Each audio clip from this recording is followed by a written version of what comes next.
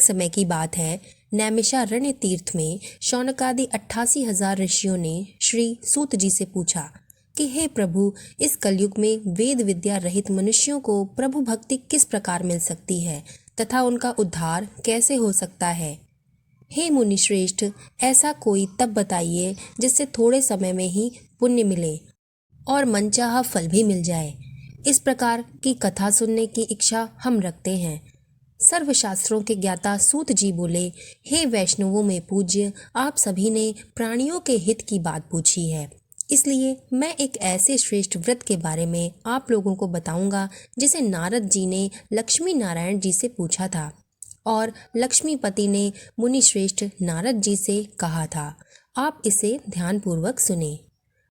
एक समय की बात है, योगी राज नारद जी दूसरों के हित की इच्छा के लिए अनेकों लोकों में घूमते हुए मृत्युलोक में आ पहुँचे। यहाँ उन्होंने अनेकों योनियों में जन्मे सभी मनुष्यों को देखा जो अपने कर्मों द्वारा अनेकों दुखों से पीड़ित थे। उनके दुखों को देखकर नारद जी सोचने लगे कि ऐसा प्रयास किया जाए जिसको करने से निश्चित रूप से मानव के दुखों का अंत हो जाए। इसी विचार पर मनन करते हुए वो विष्णु लोक में पहुंच गए। वहां वो देवों के भगवान विष्णु जी की स्तुति करने लगे, जिनके हाथों में शंख, चक्र, गदा और पद्म थे। वह गले में वरमाला पहने हुए थे। स्तुति करते हुए नारद जी उनसे बोले कि हे भगवान, आप अत्यंत शक्तिशाली हैं। मन तथा वाणी भी आपको नहीं पा सकती है। ना तो आपका आदि है, ना ही मध्य और ना ही अंत है। निर्गुण स्वरूप, सृष्टि के कारक, भक्तों के दुख को दूर करने वाले आपको मेरा नमस्कार है। नारद जी की स्तुति सुन भगवान विष्णु बोले, हे नारद मुनि, आपके मन में क्या बात है? आप किस काम के लिए यहाँ पधारे हैं? आप कृपया करके निसंकोच कहो। इस पर नारद मुनि बोले कि मृत्युलोक में अनेकों योनियों में जन्मे मनुष्यों के कर्मों के द्वारा उनको अनेक दुख भोगने पड़ रहे हैं। हे नाथ, अगर आपको मुझ पर दया है तो आप मुझे बताइए कि मनुष्य थोड़े प्रयास से ही अपने दुखों से कैसे छुटकारा पा सकता है। तो श्री नारायण जी बोले कि हे नारद मुनि, मनुष्यों की भलाई के लिए तुमने बहुत ही अच्छी बात पूछी है, जिसके करने से मनुष्य मोह से छूट जाता है। वह बात मैं तुमको बताता हूँ, सुनो। स्वर्गलोक व मृत्युलोक दोनों में एक दुर्बल उत्तम व्रत है जो पुण्य देने वाला है। आज प्रेमवश होकर मैं तुमसे वो कहता हूँ। श्री सत्यनारायण भगवान का ये व्रत अच्छी तरह विधि विधान पूर्वक करने से मनुष्य तुरंत ही यहाँ सुख भोग कर मरने पर मोक्ष पाता है। श्री हरि के वचन सुन नारद जी बोले कि उस व्रत का क्या फल है और उसका विधान क्या है। ये व्रत किसने किया था? इस व्रत को किस दिन करना चाहिए? सभी कुछ आप कृपया करके विस्तार में मुझे बताएं। नारद की बात सुनकर श्री हरि बोले कि दुख व शोक को दूर करने वाला ये व्रत सभी स्थानों पर विजय दिलाने वाला है। मानव को भक्ति व श्रद्धा के साथ शाम को श्री सत्यनारायण की पूजा धर्मपरायण होकर ब्राह्मणों व बंधुओं के साथ करनी चाहिए। भक्ति भाव से नैवेद्य, केले का फल, घी, दूध और गेहूं का आटा सवाया लें। गेहूं के स्थान पर साठी का आटा, शक्कर तथा गुड़ लेकर वह सभी भक्षण योग्य पदार्थों को मिलाकर भगवान का भोग लगाएं। ब्राह्मणों सहित सभी लोगों को भोजन कराएं। उसके बाद स्वयं भोजन करें। भजन कीर्तन के साथ भगवान की भक्ति में लीन हो जाएं। इस तरह से श्री सत्यनारायण भगवान का व्रत करने पर मनुष्य की सारी इच्छाएं निश्चित रूप में पूरी होती हैं। इस कलिकाल अर्थात कल युग में मृत्युलोक में मोक्ष का यही एक सरल उपाय उन्होंने बताया है। यहीं पे सत्यनारायण जी का प्रथम अध्याय संपूर्ण होता है। सत्यनारायण कथा का द्वितीय अध्याय। श्री सूत जी बोले, हे ऋषियों, जिसने सबसे पहले इस व्रत को किया था उसका इतिहास मैं तुमसे कहता हूँ। ध्यान पूर्वक सुनो। सुंदर काशीपुर नगरी में एक अत्यंत गरीब ब्राह्मण रहता था।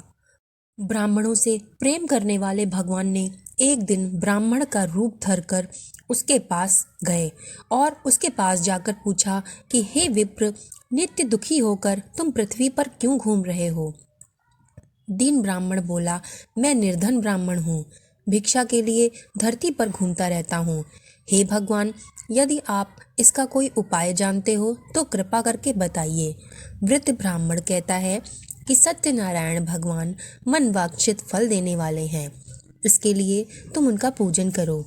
इसके करने से मनुष्य सभी दुखों से मुक्त हो जाता है।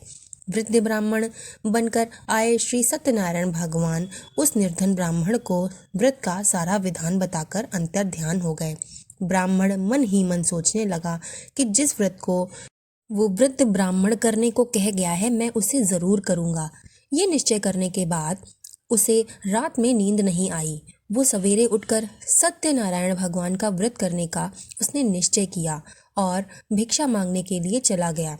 उस दिन निर्धन ब्राह्मण को भिक्षा में बहुत अधिक धन मिला, जिससे उसने बंधुओं के साथ मिलकर सत्यनारायण भगवान का व्रत संपन्न किया।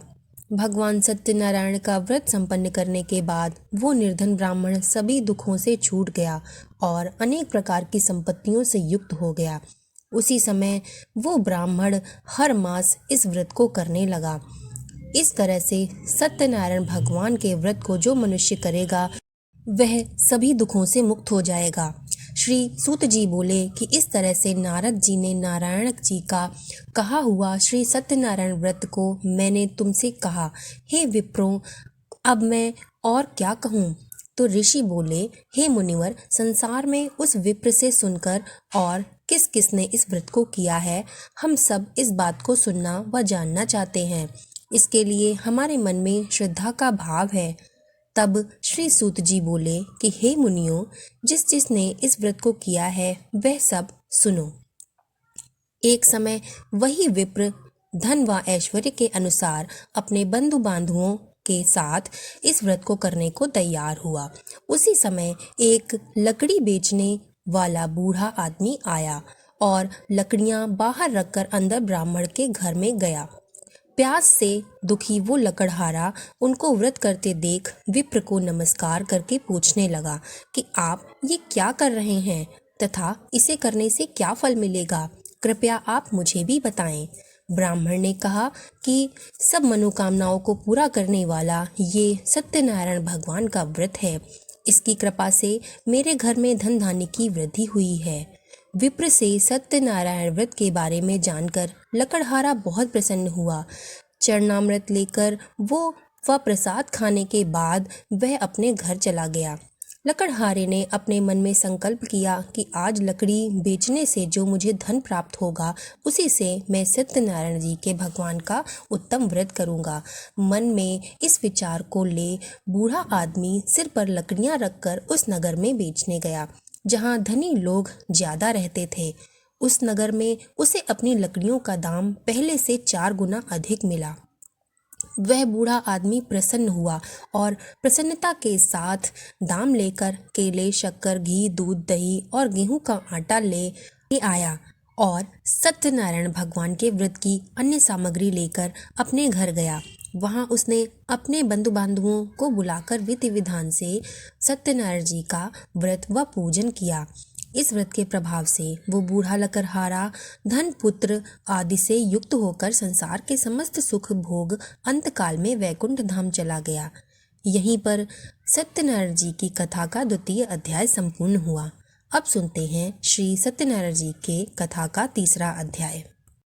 श्री सूत जी बोले, हे श्रेष्ठ मुनियों, अब आगे की कथा मैं तुमसे कहता हूँ। पहले समय में उल्का मुख नाम का एक बुद्धिमान राजा हुआ करता था। वो सत्यवक्ता और जितेंद्रिय था। प्रतिदिन वह देव स्थानों पर जाता और निर्धनों को धन देकर उनके कष्टों को दूर करता था। उसकी पत्नी कमल के समान मुख वाली तथा सती साध्वी थी।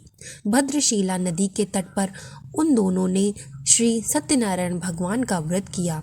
उसी समय साधु नाम का एक वैश्य आया। उसके पास व्यापार करने के लिए बहुत सा धन भी था। राजा को व्रत करते देख वह विनय के साथ पूछने लगा कि हे राजन, भक्ति भाव से पूर्ण होकर आप ये क्या कर रहे हैं? मैं सुनने की इच्छा रखता हूँ, कृपया आप मुझे भी बताएं। राजा बोले कि हे साधु, अपने बंधु बांधवों के साथ पुत्र आदि की प्राप्ति के लिए ये एक महाशक्तिमान श्री सत्यनारायण भगवान का व्रत व पूजन मैं कर रहा हूँ। राजा के वचन को सुनकर साधु आदर से बोला कि हे राजन, मुझे इस व्रत का सारा विधान कहिए। आपकी कथानुसार मैं भी इस व्रत को करूँगा। मेरी भी संतान नहीं है और इस व्रत को करने से निश्चित रूप में मुझे संतान की प्राप्ति होगी। राजा से व्रत का सारा विधान सुन व्यापार से निवृत्त होकर वह अपने घर गया। साधु वैश्य ने अपनी पत्नी को संतान देने वाले इस व्रत का वर्णन कर सुनाया और कहा कि जब मेरी संतान होगी तब मैं इस व्रत को करूँगा। साधु ने इस तरह के वचन अपनी पत्नी लीलावती से कहे। एक दिन लीलावती पति के साथ आनंदित हो सांसारिक धर्म में प्रवृत्त होकर सत्यनारायण भगवान की कृपा से गर्भवती हो गई। 10वें महीने में उसके गर्भ से एक सुंदर कन्या ने जन्म लिया। दिनों दिन वो ऐसे बढ़ने लगी जैसे शुक्ल पक्ष का चंद्रमा बढ़ता है। माता पिता ने अपनी कन्या का नाम कलावती रखा। एक दिन लीलावती ने मीठे शब्दों में अपने पति को याद दिलाया कि आपने सत्यनारायण भगवान के जिस व्रत को करने का संकल्प किया था उसको करने का समय अब आ गया है। आप इस व्रत को करिए। साधु बोला कि हे प्रिय, इस व्रत को मैं उसके विवाह पर करूँगा। इस प्रकार अपनी पत्नी को आश्वासन देकर वो नगर की ओर चला गया।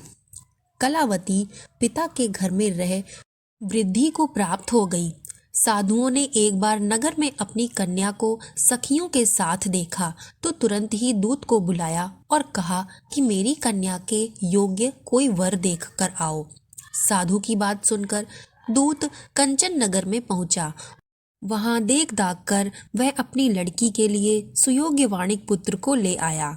सुयोग्य लड़के को देख साधु ने बंधु बांधुओं को बुलाकर अपनी पुत्री का विवाह संपन्न करा दिया। लेकिन दुर्भाग्य की बात ये थी कि साधु ने अभी तक श्री सत्यनारायण भगवान का व्रत नहीं किया था। इस पर श्री भगवान क्रोधित हो गए और उन्होंने श्राप दिया कि साधु को अत्यधिक दुख मिले।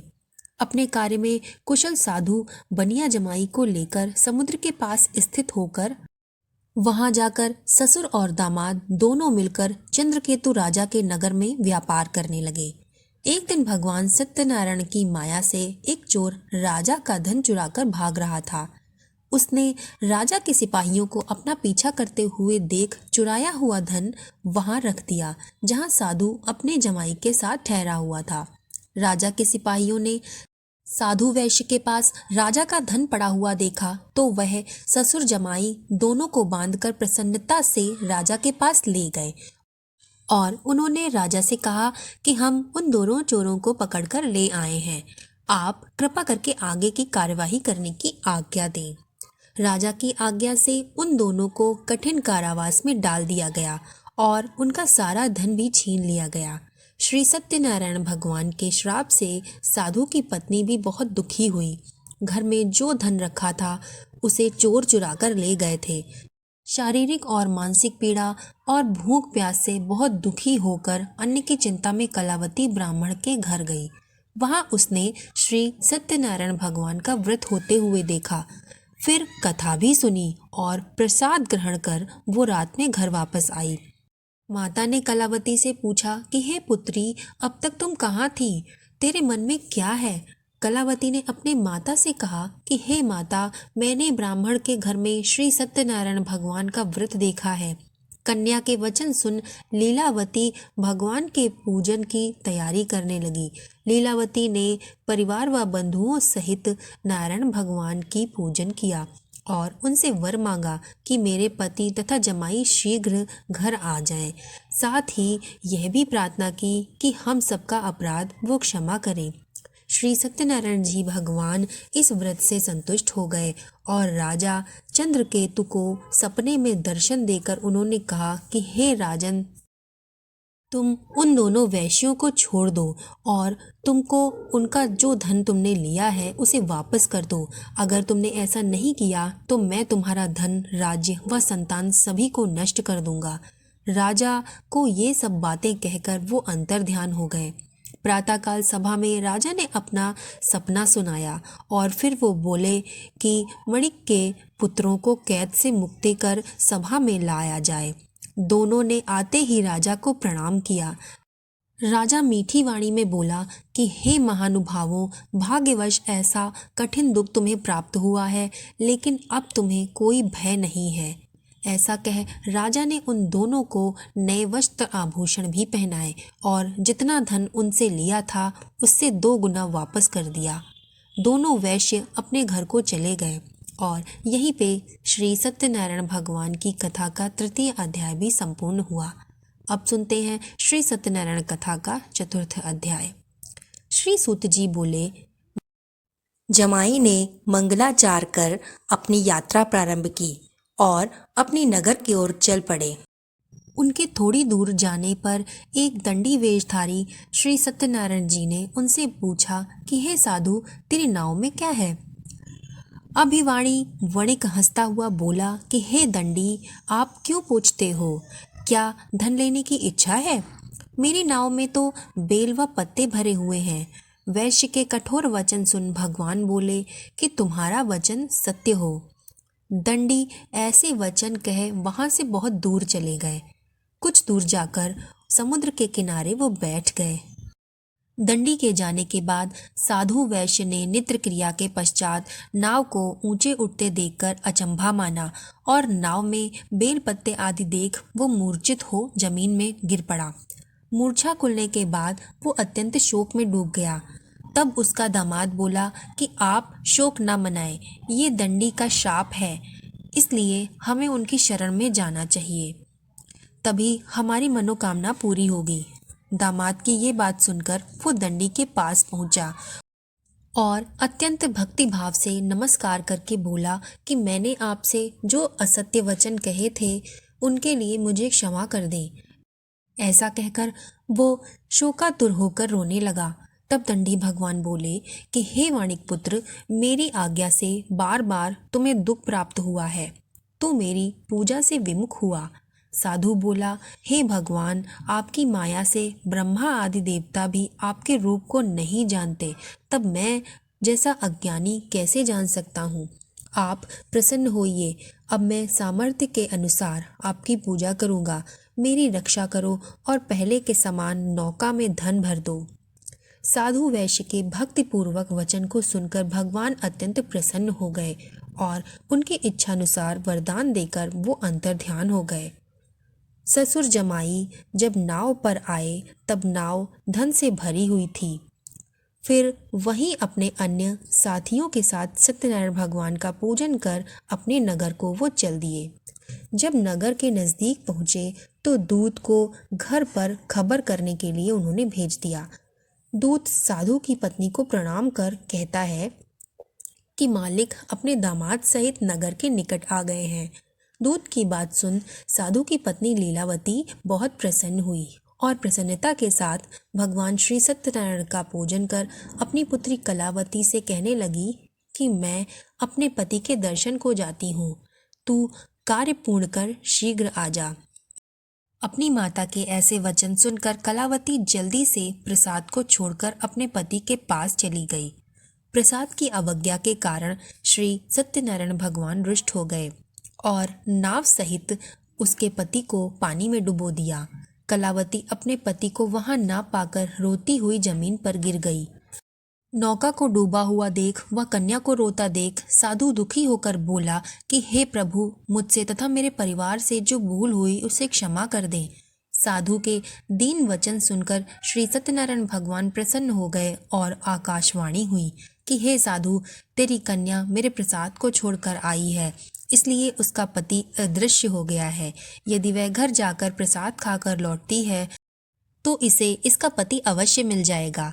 ऐसी आकाशवाणी सुन कलावती घर पहुंचकर प्रसाद खाती है और फिर आकर अपने पति के दर्शन करती है।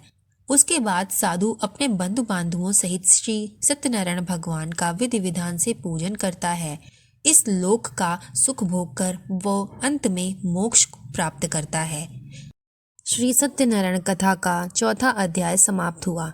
अब हम आपको श्री सत्यनारायण कथा का 5वां अध्याय सुनाते हैं। श्री सूत जी बोले कि हे ऋषियों, मैं एक और कथा भी तुमको सुनाता हूँ और उसे भी ध्यानपूर्वक सुनो। प्रजा पालन में लीन तुंगध्वज नाम का एक राजा हुआ करता था। उसने भी एक बार भगवान का प्रसाद त्याग दिया था और जिस कारण उसे बहुत ही दुख भोगना पड़ा था। एक बार वन में जाकर वन्य पशुओं को मारकर वह बड़ के पेड़ के नीचे आया। वहां उसने ग्वालों को भक्ति भाव से अपने बंधुओं सहित श्री सत्यनारायण भगवान का पूजन करते देखा। अभिमानवश राजा ने उन्हें देखकर भी पूजा के स्थान में नहीं गया और न ही उनसे भगवान को नमस्कार किया। ग्वालों ने राजा को प्रसाद दिया, लेकिन उसने वो प्रसाद भी नहीं खाया और प्रसाद को वहीं छोड़कर अपने नगर को चला गया। जब वह नगर में पहुंचा तो वहां सब कुछ तहस नहस हो चुका था। तो वह शीघ्र ही समझ गया कि ये सब भगवान ने ही किया है। वह दोबारा उन ग्वालों के पास पहुंचा और विधि पूर्वक पूजा करके प्रसाद खाया। तो श्री सत्यनारायण भगवान की कृपा से सब कुछ उसका पहले जैसा हो गया।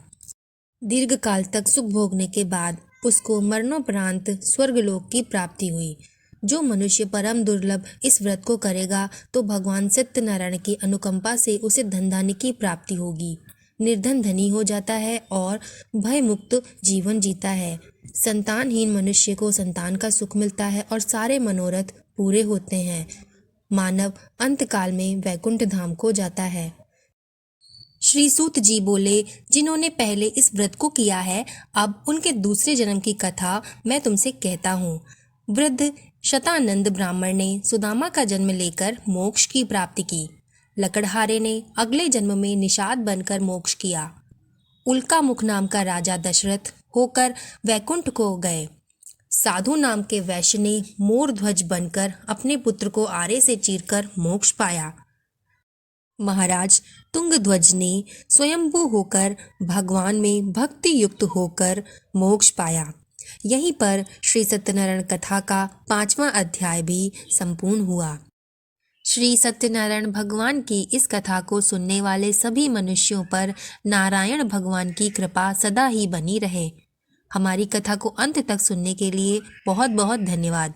आपका दिन मंगलमय हो।